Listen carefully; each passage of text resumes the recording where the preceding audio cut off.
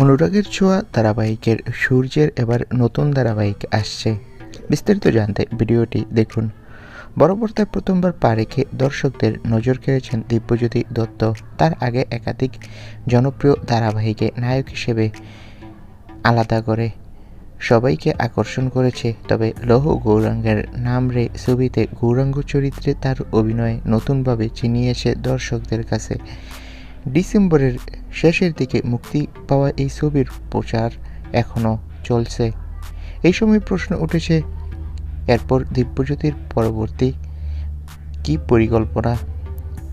এখন শোনা যাচ্ছে মহুয়া রায়চৌধুরীর জীবনচিত্রে তাকে দেখা যেতে পারে, কিন্তু সেই প্রজেক্ট আপাতত যুক্ত হচ্ছেন না, নিজেই জানিয়েছেন তিনি।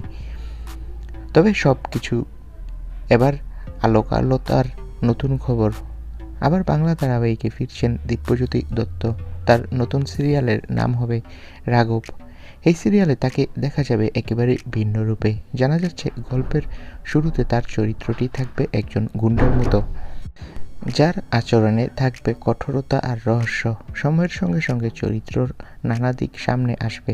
নায়ক হিসেবে একজন পরিচিত অভিনেতাকে এমন চরিত্রে দেখতে কৌতূহলী হয়ে উঠেছে দর্শক মহল।